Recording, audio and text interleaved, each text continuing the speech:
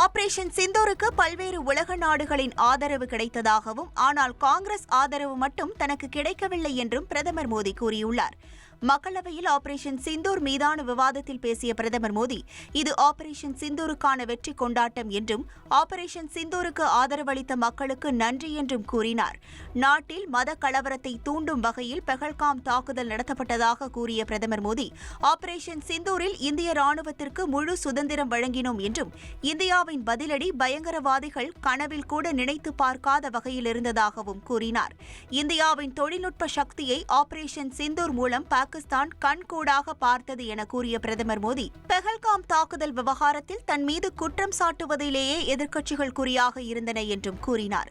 Operation Sindoor நடவடிக்கையில் உலக நாடுகள் எல்லாம் ஆதரவு தெரிவித்தும், காங்கிரசின் ஆதரவு மட்டும் தனக்கு கிடைக்கவில்லை என்றும் மோடி தெரிவித்தார்.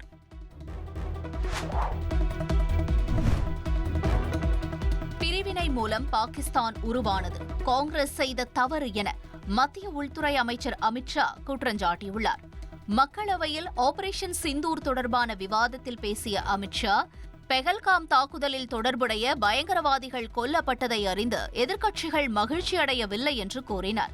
பயங்கரவாதிகளின் மதத்தை பற்றி வருத்தப்பட வேண்டாம் என கூறிய அமித் ஷா, கொல்லப்பட்ட 3 பேரில் 2 பயங்கரவாதிகளின் வாக்காளர் அடையாள எண் தங்களிடம் இருப்பதாக தெரிவித்தார். இந்தியா நடத்திய தாக்குதலில் பாகிஸ்தானைச் சேர்ந்த ஒரு அப்பாவி பொதுமக்கள் கூட கொல்லப்படவில்லை என்றும், கொல்லப்பட்டவர்கள் அனைவரும் பயங்கரவாதிகள்தான் என்றும் கூறிய அவர், இந்தியாவின் தாக்குதலால் தோல்வியை ஒப்புக்கொண்டு போர் நிறுத்தத்திற்கு பாகிஸ்தான் கோரிக்கை விடுத்ததாக கூறினார். மன்மோகன் சிங் அரசு தங்கள் ஆட்சி காலத்தில் நடந்த பல பயங்கரவாத தாக்குதல் குறித்து மௌனமாகவே இருந்ததாக விமர்சித்த அவர், பயங்கரவாதிகளை காப்பாற்றுவதன் மூலம் வாக்கு வங்கியை வளர்ப்பவர்கள் பிரதமர் மோடியின் பயங்கரவாத எதிர்ப்பு கொள்கைகளை ஒருபோதும் விரும்ப மாட்டார்கள் என்றார். பிரிவினையை காங்கிரஸ் ஏற்கவில்லை என்றால் பாகிஸ்தானே இன்று இருந்திருக்காது என்று கூறிய அமித் ஷா, காங்கிரஸ் ஆட்சி காலத்தில் நடந்த பயங்கரவாத தாக்குதல்களுக்கு என்ன நடவடிக்கை எடுக்கப்பட்டது என அறிவிக்குமாறு ராகுல் காந்திக்கு சவால் விடுத்தார்.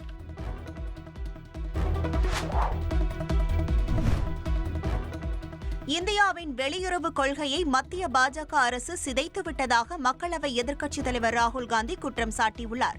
மக்களவையில் ஆபரேஷன் சிந்தூர் மீதான விவாதத்தில் பேசிய அவர், பெஹல்காமில் நடத்தப்பட்ட கொடூரமான தாக்குதல் பாகிஸ்தான் அரசால் தெளிவாக ஒருங்கிணைக்கப்பட்டு அரங்கேற்றப்பட்டுள்ளதாக கூறினார். ஆபரேஷன் சிந்தூரின் போது அரசுக்கு ஒரு மலை போல் எதிர்க்கட்சிகள் துணை நின்றதாக பேசிய ராகுல் காந்தி, பெஹல்காம் தாக்குதலுக்கு பின் எந்த ஒரு நாடும் பாகிஸ்தானுக்கு கண்டனம் தெரிவிக்கவில்லை என்றும், அப்படி என்றால் இந்த உலகம் நம்மை பாகிஸ்தானோடு சமன்படுத்தி பார்ப்பதாக அர்த்தம் என்றும் அவர் தெரிவித்தார்.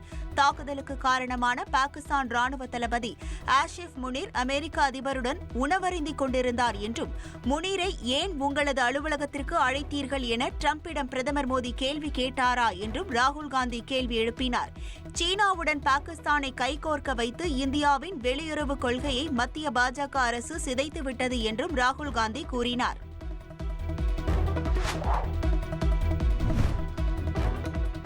மக்களை பாதுகாப்பதில் மத்திய பாஜக அரசு தோல்வியடைந்து விட்டது என திமுக எம்பி கனிமொழி குற்றஞ்சாட்டியுள்ளார்.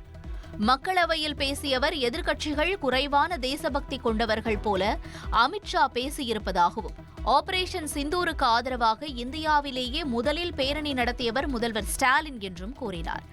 இந்திய மக்கள் முன்பு பாஜக அரசு தோல்வி அடைந்ததால் அனைத்து கட்சி குழு வெளிநாட்டிற்கு செல்ல வேண்டிய சூழல் ஏற்பட்டதாக கூறிய கனிமொழி, குறைந்தபட்சம் பாகிஸ்தானை கூட 2 நாடுகள் ஆதரிக்கின்றன. இந்தியாவிற்கு ஆதரவாக எந்த ஒரு நாடாவது வெளிப்படையாக பாகிஸ்தானுக்கு கண்டனம் தெரிவித்ததா? இதுதான் உங்கள் வெளியுறவு கொள்கையா என கேள்வி எழுப்பினார்.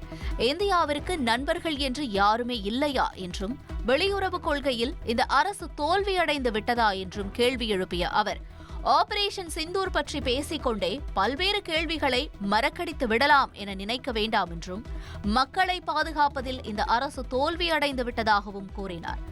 அரசியல் மூலம் இந்த நாட்டை ஏன் பிரித்து ஆள்கிறீர்கள்?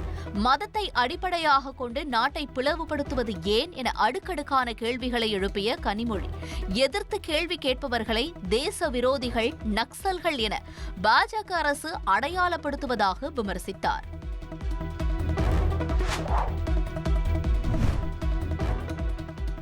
தமிழ்நாட்டில் 10, 11, 12ஆம் வகுப்பு மாணவர்களுக்கான பொதுத் தேர்வு அட்டவணை வருகிற அக்டோபர் மாதம் வெளியிடப்படும் என பள்ளிக் கல்வித்துறை அமைச்சர் அன்பில் மகேஷ் பொய்யாமொழி அறிவித்துள்ளார்.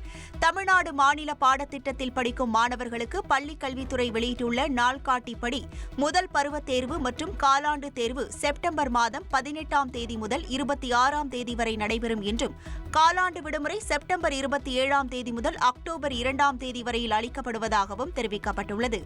இரண்டாம் பருவத் தேர்வு மற்றும் அரையாண்டு தேர்வு டிசம்பர் 15ஆம் தேதி தொடங்கி 23ஆம் தேதி வரை நடைபெறும் என்றும், அரையாண்டு விடுமுறை டிசம்பர் 24ஆம் தேதி முதல் 2026ஆம் ஆண்டு ஜனவரி 1ஆம் தேதி வரை விடுமுறை அளிக்கப்படுவதாகவும் கூறப்பட்டுள்ளது.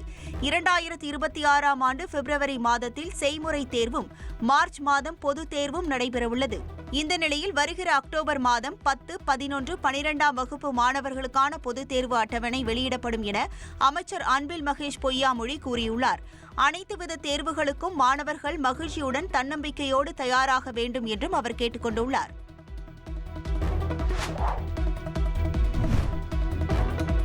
உங்களுடன் ஸ்டாலின் திட்ட முகாம் மூலம் இதுவரை 12,65,000 பேர் மனு அளித்திருப்பதாக தகவல் வெளியாகியுள்ளது. அதில் மகளிர் உரிமை தொகை கோரி 5.55 லட்சம் பேர் விண்ணப்பித்துள்ளனர். கடந்த 15ஆம் தேதி முதலமைச்சர் ஸ்டாலின் தொடங்கி வைத்த இந்த திட்டம் நவம்பர் மாதம் வரை மாநிலம் முழுவதும் நடத்தப்படுகிறது. இந்த திட்டத்தின் கீழ் அளிக்கப்படும் மனுக்களுக்கு 45 நாட்களுக்குள் தீர்வு காணப்படும் என தமிழ்நாடு அரசு தெரிவித்துள்ளது.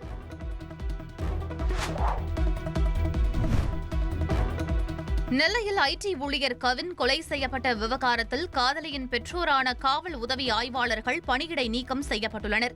சாதி மறுப்பு காதல் செய்ததால் கவினை காதலியின் தம்பி சுர்ஜித் வெட்டி கொன்ற வழக்கில் சுர்ஜித், அவரது தந்தை சரவணன், தாய் கிருஷ்ணகுமாரி ஆகிய 3 பேர் மீது 6 பிரிவுகளின் கீழ் பாளையங்கோட்டை போலீசார் வழக்குப்பதிவு செய்தனர்.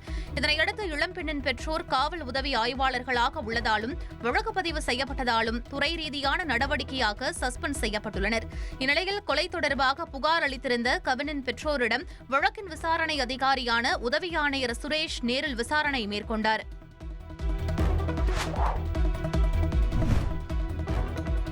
நெல்லை மாவட்டம் பாப்பாக்குடியில் விசாரணைக்கு வந்த எஸ்ஐயை அரிவாளால் தாக்கிய சிறுவனை காவல்துறையினர் சுட்டுப் பிடித்தனர். பாப்பாக்குடி குளக்கரையில் மது அருந்தியதை தட்டி கேட்ட மாற்று சமூகத்தைச் சேர்ந்த இளைஞரை சிறுவன் அரிவாளால் தாக்கியுள்ளார். இது தொடர்பாக ரோந்து பணியில் இருந்த போலீசாருக்கு தகவல் தெரிவிக்கப்பட்டுள்ளது. விசாரணை செய்வதற்காக சம்பவ இடத்திற்கு வந்த போலீசாரை சிறுவன் அரிவாளால் தாக்கியதாக கூறப்படுகிறது.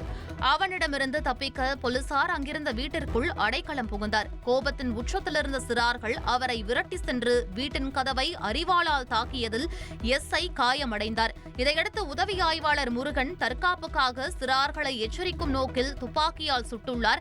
இந்த சம்பவத்தை நேரில் பார்த்த மூதாட்டி என்ன நடந்தது என்பது குறித்து விவரித்துள்ளார். நீங்க யாரு உங்க வீட்டுல வச்சுட்டு எதுக்கு வந்து கலாட்டம் பண்ணுவீங்க?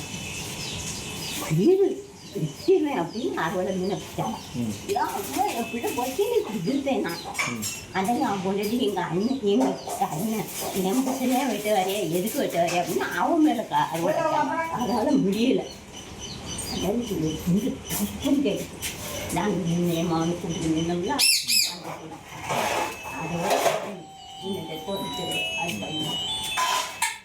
துப்பாக்கி தோட்டா பாய்ந்ததில் காயமடைந்த சிறுவன் நெல்லை அரசு மருத்துவமனையில் அனுமதிக்கப்பட்டுள்ளான். மகன் மீது ஏற்கனவே வழக்குகள் இருப்பதாகவும் மகனை போலீசில் ஒப்படைத்துவிட்டதாகவும் சிறுவனின் தந்தை கூறியுள்ளார். போலீஸ் துரத்திருக்காங்க. சரி, துரத்துனது அந்த அன்னைக்கு ஓடிப்பாங்க. நீங்கள் ஷூட்டிங் அது சைடில் உங்கள் வயிற்றுலையா நெஞ்சிலையா? லாவில் சார் கேஸ் இருக்கு. கேஸ் இருக்குது. ஆனால் அவங்க உள்ளுக்கு வாய்தாக்கெல்லாம் வாய்தாக்கு போய்கிட்டு தான் இருக்காங்க. நானும் கூப்பிட்டு போய் போலீஸ்கிட்ட ஒப்படைச்சிட்டாங்க. நான் கையில் வந்து கூப்பிட்டு போனேன். சரி, போலீஸ் வந்தாங்க. அந்த அன்னைக்கு அவங்ககிட்ட ஒப்படைச்சிட்டாங்க. நல்லா இருக்காரா பையன் இப்போ? பரவாயில்ல. பாப்பாக்குடி கிராமத்தில் நடந்த அரிவாள் வெட்டு மற்றும் துப்பாக்கிச்சூடு சம்பவம் தொடர்பாக 11 பிரிவுகளில் போலீசார் வழக்கு பதிவு செய்துள்ளனர். வன்கொடுமை தடுப்புச் சட்டம், கொலை முயற்சி, காவலர்களை பணி செய்ய விடாமல் தடுப்பது உள்ளிட்ட பிரிவுகளின் கீழ் வழக்கு போடப்பட்டுள்ளது. சம்பவம் காரணமாக அசம்பாவிதங்கள் நிகழாமல் தவிர்க்க பாப்பாக்குடியில் நெல்லை மாவட்ட எஸ்பி தலைமையில் போலீசார் குவிக்கப்பட்டனர்.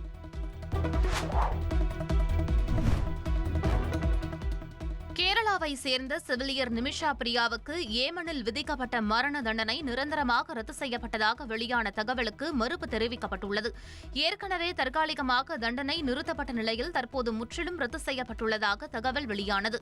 நிமிஷா 2016ஆம் ஆண்டு தலால் மெஹிதி என்ற தொழில் கூட்டாளிக்கு மயக்க மருந்து கொடுத்ததில் அவர் உயிரிழந்ததாக கூறப்பட்டு கைது செய்யப்பட்டார். 2018இல் அவருக்கு மரண தண்டனை விதிக்கப்பட்டது. இந்திய அரசின் முயற்சிகள் பலனளிக்காத நிலையில் கேரள மாநில மதகுரு ஏமன் நாட்டின் மதகுருவிடம் இது தொடர்பாக பேசினார். இதன் மூலம் தண்டனை ரத்து செய்யப்பட்டதாக தகவல்கள் வெளியாகின. ஆனால் இந்த தகவலில் உண்மை இல்லை என வெளியுறவு அமைச்சகம் மறுப்பு தெரிவித்துள்ளது. நிமிஷா பிரியாவின் மரண தண்டனை நிறுத்தி மட்டுமே வைக்கப்பட்டுள்ளது என்றும் அதிகாரப்பூர்வமாக ரத்து செய்யப்படவில்லை எனவும் அதிகாரிகள் கூறியுள்ளனர். காசாவில் இஸ்ரேல் படைகளால் கொல்லப்பட்ட பாலஸ்தீனியர்கள் எண்ணிக்கை 59,921 அதிகரித்துள்ளது. மேலும் 1,45,233 பேர் படுகாயமடைந்துள்ளனர். கடந்த 24 மணி நேரத்தில் மட்டும் இஸ்ரேல் படைகளால் 100க்கும் மேற்பட்டோர் கொல்லப்பட்டுள்ளனர். பசி மற்றும் ஊட்டச்சத்து குறைபாட்டால் மட்டும் கடந்த 24 மணி நேரத்தில் குழந்தைகள் உள்பட 14 பேர் கொல்லப்பட்டுள்ளதாக தெரிவிக்கப்பட்டுள்ளது. மேலும் காசாவில் 1 வயதிற்குட்பட்ட 40,000த்திற்கும் அதிகமான குழந்தைகள் உணவின்றி தவித்து வருவதாக கூறப்பட்டுள்ளது அதிர்ச்சியை ஏற்படுத்தியுள்ளது.